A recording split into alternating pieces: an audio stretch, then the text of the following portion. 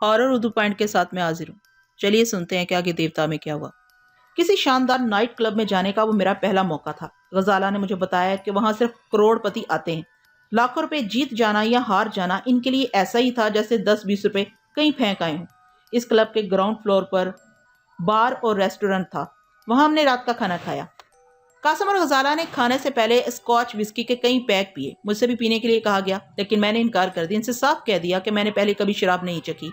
अगर मुझे नशा हो गया तो मैं फ्लैश नहीं खेलूंगा। मेरा ये उज़र काम आ गया। वो नहीं चाहते थे कि मुझ जैसा तगड़ा मुर्गा हाथ से निकल जाए, इसलिए उन्होंने मेरे लिए काफी मंगवा दी। खाने के बाद हम मैनेजर के कमरे में आए। वहां गजाला ने क्लब के कानून के मुताबिक मेरी और कासम के बैंक बैलेंस की जमानत की। फिर मेरे लिए, कासम के लिए और अपने लिए 20-20 हजार रुपए के टोकन लिए। वो प्लास्टिक के छोटे छोटे गोल टोकन थे। इनमें सफेद टोकन 10 रुपए के थे, जर्द टोकन 50 रुपए के और सबज टोकन 100 रुपए, नीले टोकन 500 रुपए और सुर्ख टोकन 1000 रुपए के थे। एक मुलाजिम ने टोकन की तीनों ट्रे उठाई और कमरे के पिछले दरवाजे से हमें तहखाने तक ले गया। वो जमीन की तह में एक एयर कंडीशन कुमार खाना था। बड़े से हाल में दूर दूर तक मेजें बिछी हुई थी। कितनी ही मेजों पर खेलने वालों और हार कर तमाशा देखने वालों की भीड़ लगी हुई थी। हम तीनों हाल के वस्त में एक मेज की तरफ बैठ गए। मुलाजिम ने टोकन की एक एक ट्रे हमारे सामने रख दी और एक तरफ खामोशी से खड़ा हो गया। वो मुलाजिम हमारी मेज के लिए मखसूस था। गजाला ने अपने हैंड बैग से ताश का नया पैकेट निकाल कर मेज पर रखते हुए पूछा, कौन बांटेगा?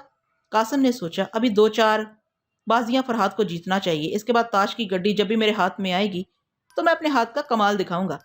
यह सोचकर उसने मेरी जानब उंगली उठाकर कहा, मिस्टर फरहाद, आप बांटिए। पहले 2 चाल ब्लाइंड होंगी, इसके बाद हम अपने पत्ते उठाकर देख सकेंगे। मैंने पैकेट से ताश की गड्डी निकालकर इसमें से जोकर अलहदा किए और पत्ते फेंटने लगा। कासम और गजाला ने 10-10 रुपए के टोकन मेज पर फेंके। मैं भी 10 रुपए बढ़ाकर पत्ते बांटने लगा। इस वक्त गजाला सोच रही थी, मैं तीसरी चाल में पत्ते उठाकर देखूंगी। अगर पत्ते बोगस हुए तो ड्रॉप कर दूंगी और अगर पत्ते बड़े आए तो मैं कासम को मखसूस इशारा कर दूंगी, वो अपने पत्ते ड्रॉप कर देगा। इसकी सोच बता रही थी कि वो दोनों मखसूस इशारात के जरिए ये समझ लिया करेंगे कि किसके पास कौन से पत्ते हैं। जिसके पास कमजोर पत्ते होंगे वो खेल छोड़ दिया करेगा, जिसके पास भारी पत्ते होंगे वो मेरी हजामत बनाता रहेगा। पहले कासम ने 50 रुपए की अंधी चाल चली। मैंने और गजाला ने भी 50-50 के टोकन दिए। दूसरी चाल में भी वही 50 के टोकन आगे बढ़े। तीसरी चाल से पहले कासम ने अपने पत्ते उठाकर देखे। जब हम किसी चीज को देखते हैं तो आंखें इस चीज की तफसील दिमाग तक पहुंचाती हैं। कासम की आंखें अपने पत्ते पढ़ रही थी और मैं इसके दिमाग से सुन रहा था, यक्का, दुक्की और छक्का। वो मायूस हो गया, लेकिन बज़ाहिर मुस्कुराता रहा। यह जताने की कोशिश करता रहा कि इसके पास ऊंचे पत्ते हैं। एक चालाक खिलाड़ी सिर्फ एक बड़ा पत्ता रखकर ऐसे ब्लफ देता है कि इसके सामने दूसरे खेलने वाले अपने बड़े से बड़े पत्ते छोड़ देते हैं। कासम ने भी यही किया। मुझे फरेब देने के लिए 200 की चाल चली। मैं गजाला की तरफ मुतवज्जा हो गया क्योंकि अब वो अपने पत्ते देख रही थी। बादशाह, बेगम और गुलाम। गजाला की सोच ने बताया कि इसके पास रन के बड़े पत्ते हैं। उसने पत्तों को मेज पर रखकर 300 के टोकन आगे बढ़ा दिए। फिर अपनी रिस्ट वॉच को देखने लगी। कलाई की घड़ी को देखते वक्त वो सोच रही थी, कासम ने यही बताया था, घड़ी देखने का मतलब ये है कि मेरे पास बड़ा रन है। मैंने फौरन ही कासम की सोच को पढ़ा। वो सोच रहा था, गजाला अपनी रिस्ट वॉच को देख रही है, यानी इसके पास बड़ा रन है। लेकिन इसने सिर्फ 300 की चाल क्यों चली? बहरहाल मैं इसकी चाल बढ़ाऊंगा।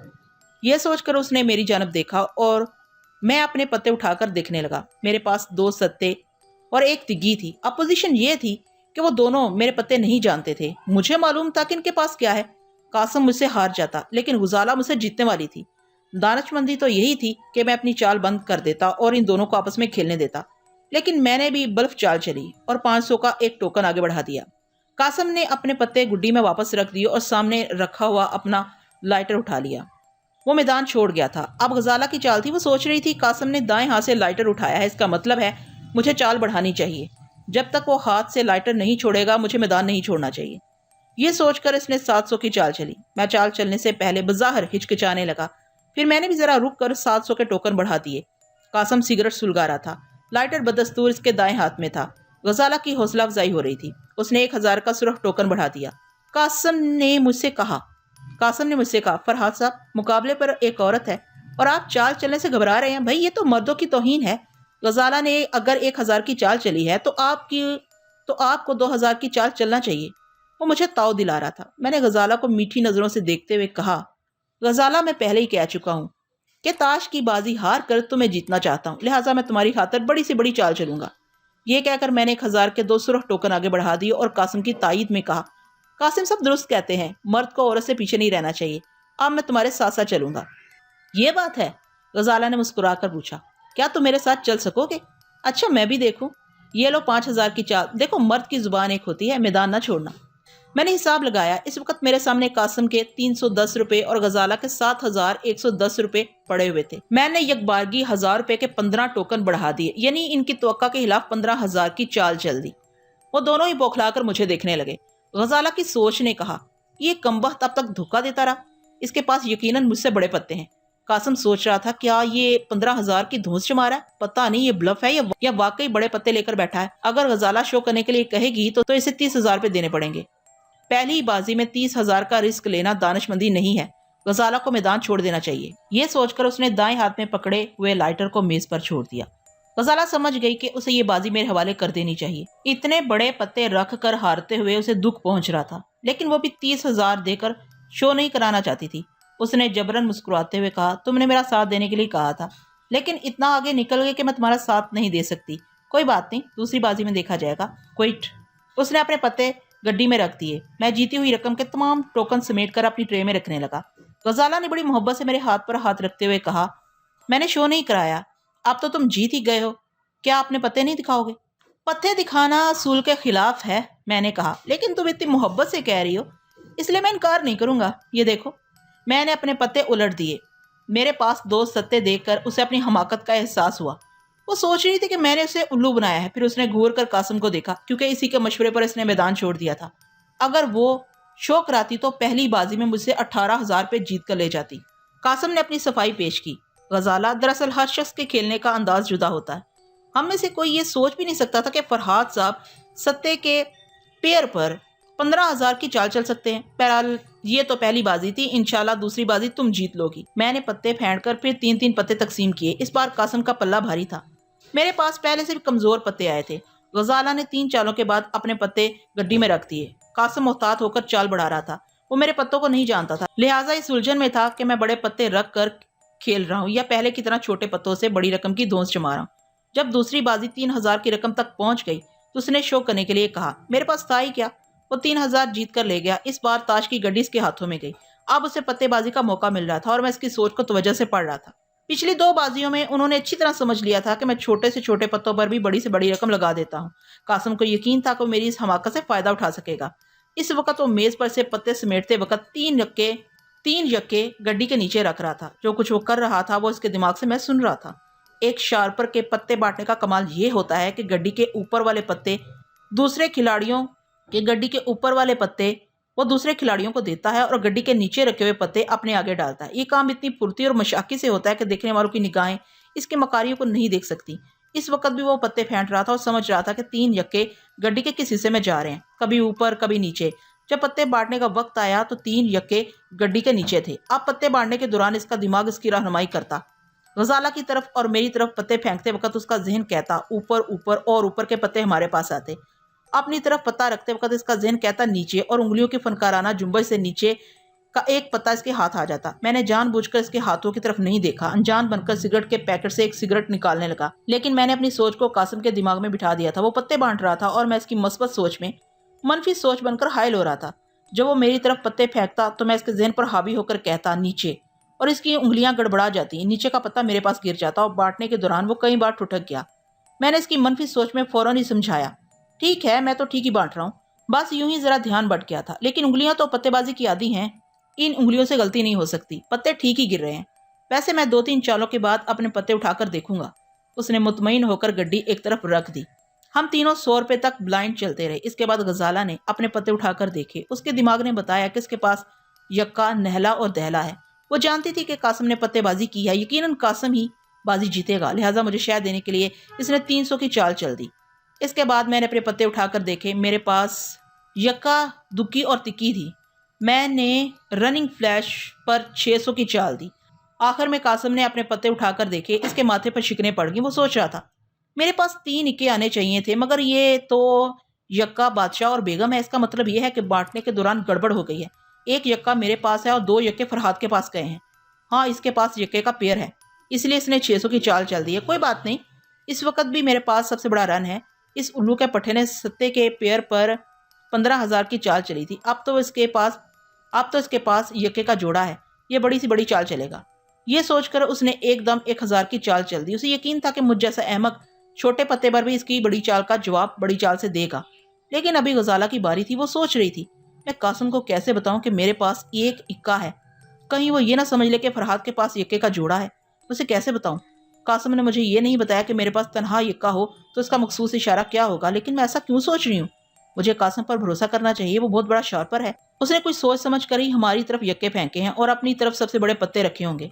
میں نے غزالہ کو ٹوکا، کیا سوچ رہی ہو غزالہ؟ چال چلو۔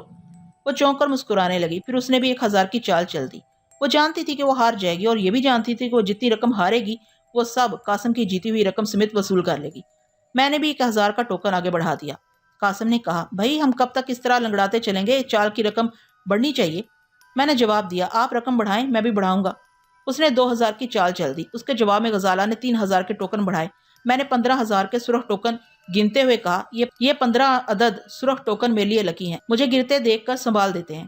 15000 کی چال دے کر قاسم نے کہکا لگاتے ہوئے کہا، میں غزالہ نہیں ہوں کہ بلف میں آ جاؤں، یہ لیجئے میری طرف سے، لیکن آئندہ چال چلنے کے لیے ہمارے پاس بہت کم ٹوکن رہ گئے ہیں۔ غزالہ نے میدان چھوڑ دیا۔ وہ اپنے پتے گڈی میں رکھتے ہوئے بولی، تم دونوں ہی ان ٹوکنوں سے کھیل سکتے ہو، سفید ٹوکن یہاں موجود ہیں، انہیں فرض کر لو کہ ان میں سے ہر سفید ٹوکن 5000 روپے کا ہے۔ وہ مشورے دینے لگی کہ ہم کس طرح انہی ٹوکنوں سے کھیل آگے بڑھا سکتے ہیں۔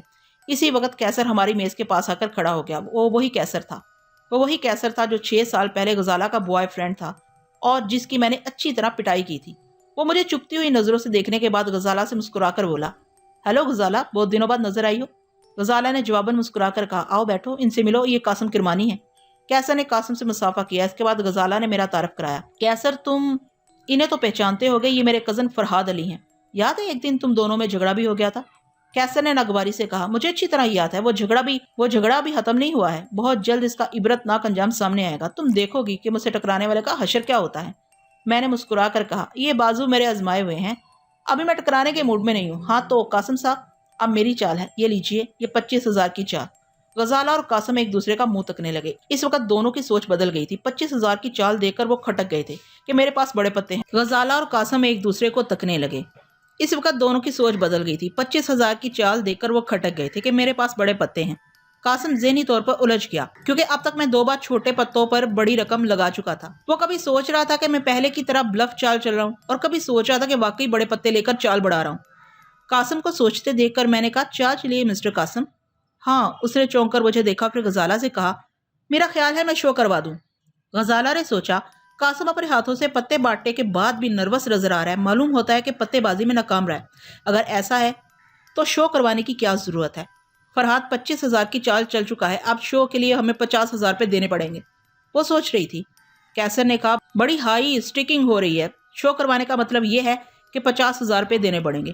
قاسم نے کہا، میں بھی یہی چاہتا ہوں، فرحاد صاحب برابر چھوٹے پتوں پر رسک لیتے چلے آ رہے ہیں، لیکن تم 50000 کا رسک نہ لو۔ غزالہ نے کہا، یہ کیا کہہ رہی ہو؟ کیسر نے قاسم کی حمایت کی۔ اگر قاسم صاحب مجھے اپنے پتے دکھا دے تو بس صحیح مشورہ دوں گا۔ قاسم نے اپنے پتے کیسر کو دکھا دیے۔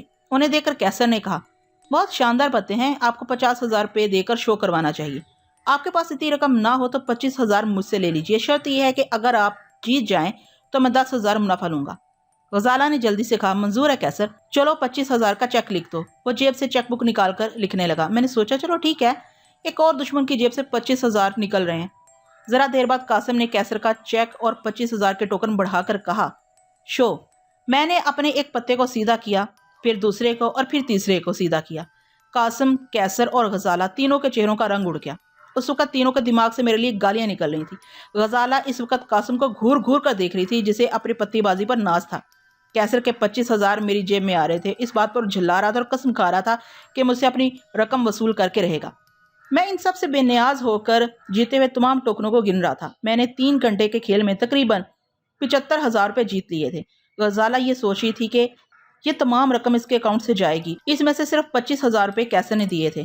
جب ہم مینیجر کے کمرے کی طرف جانے لگے تو غزالہ اور کیسر پیچھے رہ گئے۔ میں قاسم کے ساتھ مینیجر کے کمرے میں آ کر بیٹھ گیا۔ وہاں سے میں نے کمار خانے میں بیٹھی ہوئی غزالہ کے خیالات پڑھے۔ وہ کیسر سے کہہ رہی تھی، تم غلط سمجھ رہے ہو، میں نے فرحاد کی خاطر تم سے منہ نہیں موڑا تھا۔ جس دن اس سے تمہارا جھگڑا ہوا تھا اسی رات میں نے ڈیڈی سے کہہ کر اسے کوٹھی سے نکلوا دیا تھا۔ پتہ نہیں یہ کمبخت اتنا دولت مند کیسے بن گیا۔ آج میں نے اس کے بینک بیلنس پر ہاتھ صاف کرنے کی کوشش کی تھی۔ قاسم ایک اچھا شارپر ہے، لیکن لیکن اسے بھی نہ جانے آج کیا ہو گیا ہے. اس کی غلطی کی وجہ سے میں اپنا آدھا بینک بیلنس ہار چکی ہوں. اب تم یہاں تانے دینے آئے ہو کہ میں تم سے بے رخی برت رہی ہوں. بائی گاڈ، آج بھی میرے دل میں تمہارے لیے وہی جگہ ہے، مگر تم مردوں کی یہ عادت بڑی خراب ہے. رقابت کی وجہ سے ایک دوسرے سے لڑنے جھگڑنے لگتے ہو. دیکھو کیسر، اگر تم فرات کو مار ڈالنا چاہو گے تو ہمیں کوئی فائدہ نہیں پہنچے گا. اسے زندہ رہنا چاہیے. ہم اسے دوستی کر کے اس کا دیوالیہ نکال سکتے ہیں. کیسر کا جواب سنائی دیا. اچھی بات ہے، اگر تم اسے لوٹنا چاہتی ہو تو میں تمہاری خاطر فی الحال اسے معاف کر دیتا ہوں. اگر تم ناکام ہو جاؤ تو مجھے بتا دینا، میں اسے ایسی جگہ گھیر کر ماروں گا جہاں سے پانی بھی نہیں ملے گا. اچھا، میں چلتا ہوں. اس کے جاتے ہی غزالہ نے سوچا میرے بھی کتنے چاہنے والے ہیں. یہ کیسر آج بھی میرا دیوانہ ہے. میں اچھی طرح جانتی ہوں کہ اس نے اپنی دولت سے متاثر کرنے اور میرا دل جیتنے کے لیے 25,000 داؤ پر لگائے تھے. مجھے اسے دوستی قائم رکھنی چاہیے. ایسے احمق عاشق بڑے برے وقت میں کام آتے ہیں. ویسے اب مجھے فرحاد کے متعلق سوچنا چاہیے. آج وہ مجھ سے بہت بڑی رقم لے جائے گا. میں تاش کی بازی نہ جیت سکی، لیکن محبت کی بازی جیت کر اس سے اپنی رقم واپس لے لوں گی. سوچنے کے دوران غزالہ کے دماغ نے کہا کہ اب اسے مینیجر کے کمرے میں جا کر فرحاد کی جیتی ہوئی رقم کا چیک لکھ کر دینا چاہیے. وہ سوچتی ہوئی کمرے میں آ گئی. وہاں اس نے بڑی فراق دلی سے چیک لکھ دیا. مینیجر نے مجھے یقین دلایا کہ دوسرے دن 1 بجے تک مجھے میری جیتی ہوئی رقم مل جائے گی. اس کے بعد ہم ہنستے بولتے کلب کی عمارت سے باہر آ گئے.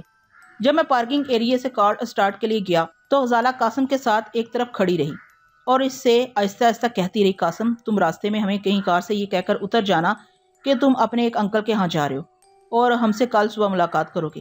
یہ تم کیا کہہ رہی ہو؟ پھر میں رات کہاں گزاروں گا؟ قاسم نے پوچھا. کسی ہوٹل میں رات گزار لینا. مجھ سے زیادہ بحث نہ کرو.